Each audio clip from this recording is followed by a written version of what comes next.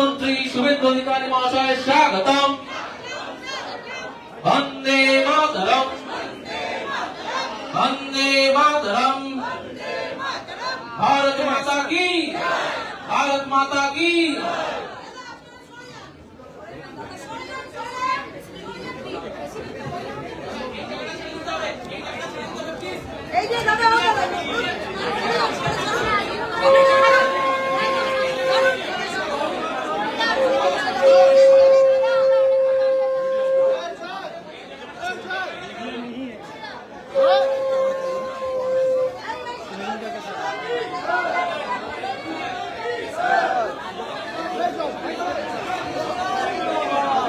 हड़बड़ी मत करो।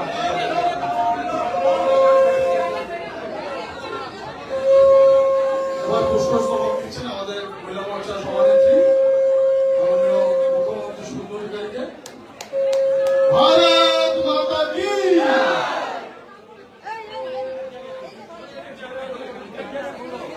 একটু সবাই আমাদের মহিলা মোর্চা সবাই একটু দাদাকে গোলাপ ফুল দিয়ে সম্বোধিত করছে। দাদা একটু গান্ধীটাও আছে, মহিলা মোর্চার গান্ধী দিদি কেউ উঠবেন না প্লিজ, সেটা তো উঠবেন না প্লিজ, সেটা তো উঠবেন না প্লিজ।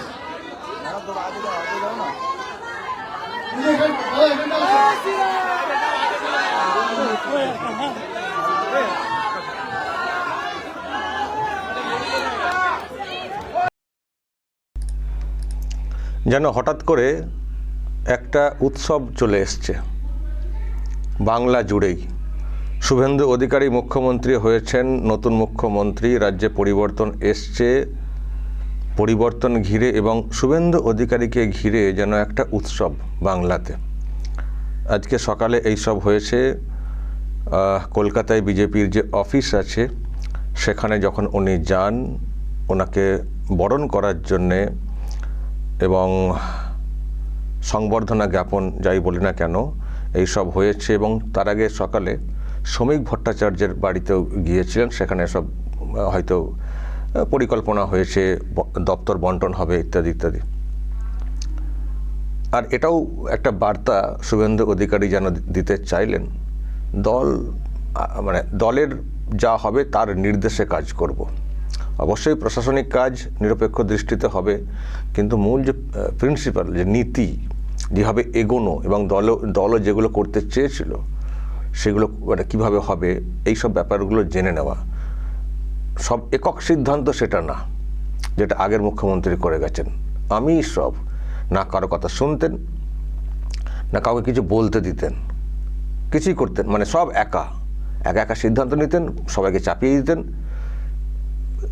ভালো হলে বলা হয় আমি করেছি, খারাপ হলে বলা হয় ও আমার দায় নেই, ওরাও করেছে। এই ছিল ওনার কৌশল। কিন্তু আমরা সবসময় বলে আসছি যে একক সিদ্ধান্তে চলতে পারে না একটা বিষয়।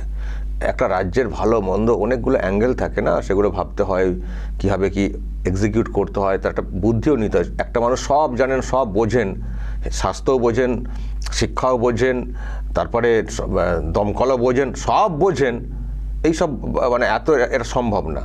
অনেকে আছেন সেই সেক্টরের, সেই ফিল্ডের, তাদের অভিজ্ঞতাকে কাজে লাগাতে হয়। তো মুখ্যমন্ত্রী আগে যিনি ছিলেন তিনি নিতেন না, এই জন্য উনি অত সমস্যায় পড়তেন। কোনো ভিশন মিশন তো ছিলই না। তো আমরা বলে আসছিলাম যে এটা জনগণের সরকার, জনগণের মতামত নিয়ে চলতে হবে। জনগণের তরফ থেকে প্রতিনিধি পাঠানো হয়েছে, তাদের মতামত নিতে হবে, বৈঠক করতে হবে। সবার মতামত নিয়ে চললে দেখবেন ভুল ভ্রান্তি কম হয়। একটা মানুষ ভুল করেন, পাশের মানুষ ভুলটা ধরিয়ে দেন। তো যাই হোক, শুভেন্দু অধিকারীকে দেখতে পাচ্ছি যে উনি আজকে সকালেই দলের যিনি সভাপতি আছেন তার সঙ্গে সাক্ষাৎ, তারপরে তো আজকে মন্ত্রিসভার বৈঠকও হবে, পুলিশ প্রশাসনের সঙ্গে বৈঠক হবে, সবার মতামত নিয়ে চলা। আর উনি কালকে তো বলেছেন আমি সবার মুখ্যমন্ত্রী। মমতা ব্যানার্জি কিন্তু সবার মুখ্যমন্ত্রী ছিলেন না, উনি টিএমসির মুখ্যমন্ত্রী ছিলেন। শুভেন্দু অধিকারী বলছেন আমি সবার মুখ্যমন্ত্রী। তো সুতরাং এই যে সবার মুখ্যমন্ত্রী, সকলের মত নিয়ে চলা, এটা একটা দেখতে পাচ্ছি। আর ওনার প্রতি প্রচুর ভরসাও রাজ্যের মানুষের তৈরি হয়েছে, প্রত্যাশাও তৈরি হয়েছে। সেই জন্য যেখানে যেখানে যাচ্ছেন আমি দেখতে পাচ্ছি ওনাকে দেখার জন্যে সব দাঁড়িয়ে পড়ছেন, যে যা পারছেন একটা কিছু দেওয়ারও চেষ্টা করছেন, হাত মেলানোর চেষ্টা করছেন, আর মহিলাদের তো উলুধ্বনি এইসব তো আছেই।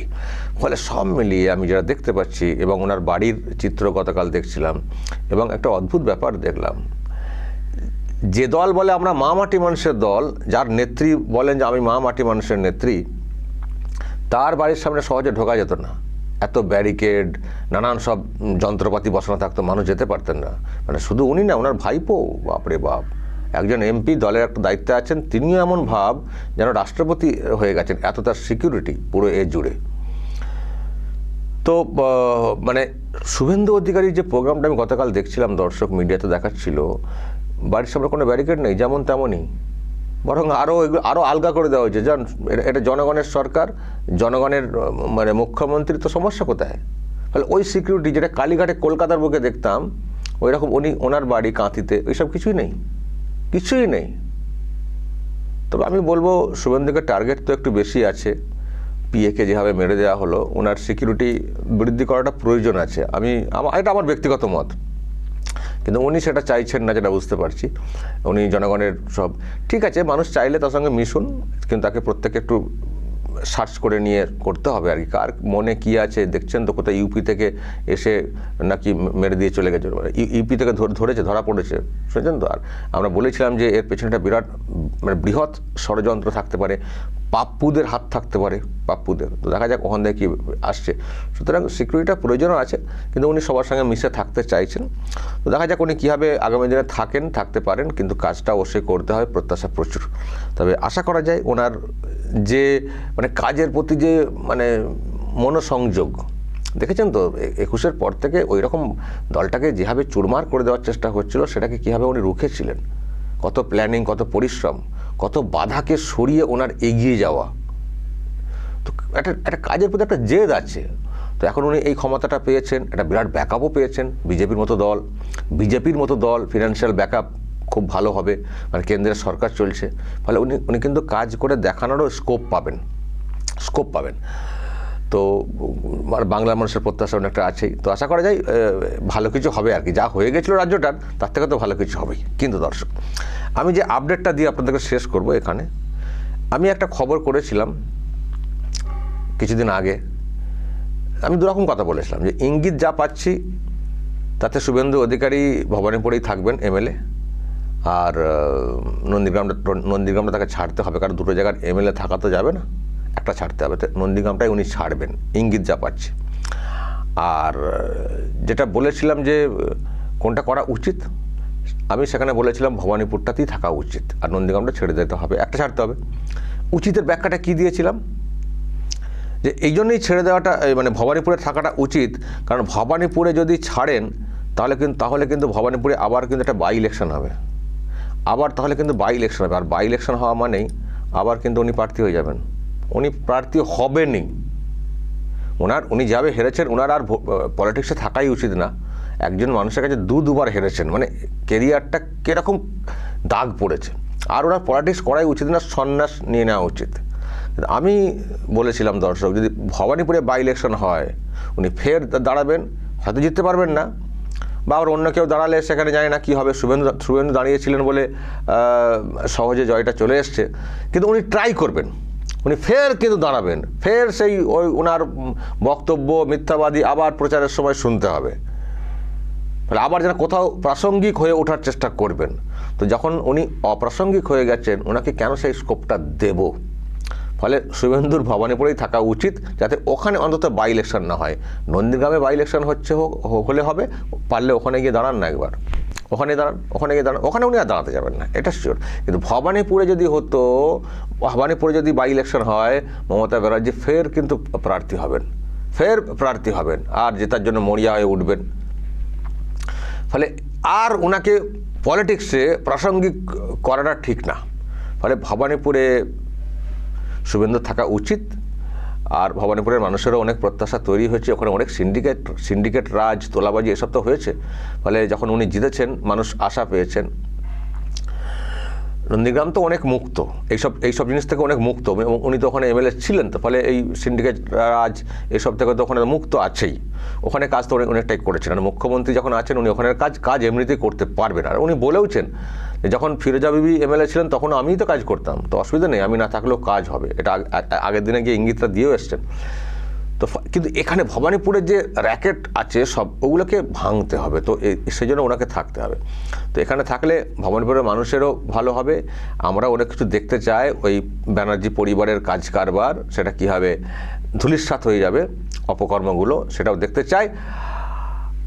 আর যেটা হচ্ছে যে ওই মানে বাই ইলেকশন মানে যাতে কোনোভাবে না হয়, এটা আমরা চাই যে মমতা ব্যানার্জি আবার যেন প্রাসঙ্গিক হন।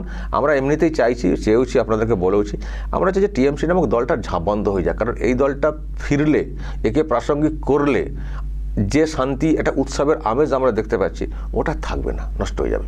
আবার যদি কোনো কারণে চান্স, আমি তর্কের খাতিরে কথাটা বলছি, কোনো কারণে টিএমসি ক্ষমতায় ফিরলে, আপনারা দেখছেন তো এই যে পরিবর্তন হয়েছে, সেই অর্থে কোথাও অশান্তি হচ্ছে কি? আজকে ওরা ফিরলে কি হতো, আবার এরপর ফিরলে ওরা এতটাই অকৃতজ্ঞ, ওরা কখনো ভাববে না যে আমরা যখন পরিবর্তন হলো ওরা তো কিছু করেনি, ফলে আমরা কিছু করবো না, ভাববে না, ওরা মারবে। ওরা তো দল না, ওরা কি দল? সেই জন্য বলছি যে ওই দলটার একেবারে ঝাঁপ বন্ধ হয়ে যাওয়াটা উচিত। তো সেই জন্য আর কোনো রকম কোনো প্রাসঙ্গিক করার কোনো দরকার নেই। দলের মধ্যে এমনিতেই প্রচুর ভাঙন নিশ্চয়ই আপনারা সব লক্ষ্য করছেন দর্শক, ফলে ওই সব করে দিন। ফলে আমি যেটা বলতে চাইছি যে সিদ্ধান্ত কিন্তু এটাই, যেটা আমরা ভাবছিলাম, যে ইঙ্গিত আমরা দিচ্ছিলাম, যে ব্যাখ্যা আমরা দিচ্ছিলাম, ওটাই আমি যেটা লাস্ট খবর পেলাম ওটাই কিন্তু হতে চলেছে। শুভেন্দু অধিকারী ভবানীপুরেরই এমএলএ থাকছেন, উনি নন্দীগ্রামটা ছাড়বেন, এটা নাকি দলের সিদ্ধান্ত, এটা সূত্রের খবর। কয়েকদিনের মধ্যেই একেবারে উনি একটি জায়গা থেকে মানে ছেড়ে দেবেন, পদত্যাগ করে দেবেন একটি জায়গা থেকে, সেটা হবে নন্দীগ্রাম। এটা নিশ্চিত খবর, এটুকু আপনাদেরকে বলতে পারি।